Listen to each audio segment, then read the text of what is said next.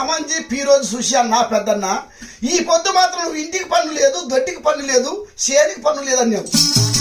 రేపొద్దున గొల్లపుల్లమ్మ దాన్న 12 లక్షలు అప్పు తీసుకొచ్చి కోట కట్టినాము. ఆ కోట రుణం ఎలా తీస్తావయ్యా పెద్దన్న సోంబోజి రాజా? తమ్ముడా ఎంత పని చేస్తున్నాను ఆ మాట మాట్లాడుతుంది. ఆ రుణం ఎంతగా తీర్చిపెట్టింది నేను. నాడు మనల్ని కట్టేసి రెక్కలు విడిచి చిన్న పిల్లవాళ్ళకి మన ఆస్తులు దోసుకొని ఊరల్లో పడగొట్టిపోయినారు. మన పినతన్ని చిద్దో కాదు కండో కాదు. రేపు పొద్దున్నే ముగ్గురు గురాలు వేసుకుని పోయి మన బాగా మనకు మంచి పడతాం. లేకపోయినా వాళ్ళ తల్లిదండ్రులకు కూడా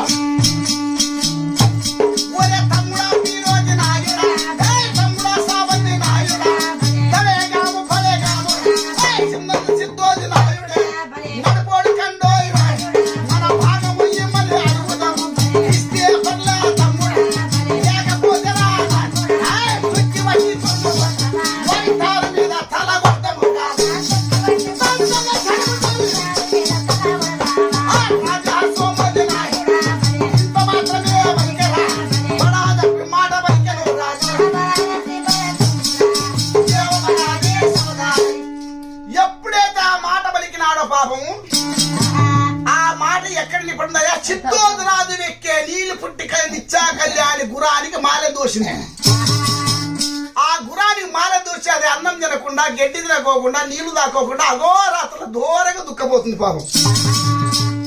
ఆ గురాల బ్యాగరి వాంతాకి సిద్ధోజు వచ్చి కాదు రాజు ఎన్ని రోజులైందిరా ఇది అన్నం తినలేదు, నీళ్లు తాగలేదు, కనీసం మేపు తినలేదు, దీన్ని దాన పెడుతున్నావా లేదా? గురాల బ్యాగరి కూడా నిన్ను మాత్రం గురాల బ్యాగరి నుంచి తీసేయమంటావు అన్నాడు. అయ్యా అన్ని పెడుతున్నాను ఇది తినకోకుండా అన్నాడు. ఈ పొద్దు సాయంత్రం గల తింటే పని లేకపోతే నేను గురాల బ్యాగ్ నుంచి నీ నౌకరు తీసేస్తాను అన్నాడు. ఎట్లా మంది తీసేస్తారంటే నేను చెప్పని వాడు ఊరి బయట గురా 4 ఏళ్ళు తప్పొచ్చి నీకేమొచ్చింది పోయే కాలం నా నోటికాడ మన్ను కొడతావు. నేను పిల్లలగల వారిని నిన్ను నమ్ముకో నేను ఏదో నీకు వచ్చిన శనిగలలో సగం నీ తిని సగం నీకు ఇస్తున్నాను. నా మాట దక్కించి నా పిల్లలు బతికించమ్మా గుర్రమని కాలు నొప్తానికి ఏమి రోగమే? నీకేమైనా రోగమా? కడుపు నొప్పి దూరం తగిలిందా? కాలు వస్తుందా? కళలు ఏమైనా పడిందా? లేకుంటే ఎవరో నిన్ను కొట్టేకొస్తారా అన్నాడు. ఆ మాట అనగానే ఆ గుర్రం ఏం చేసిందయ్యా?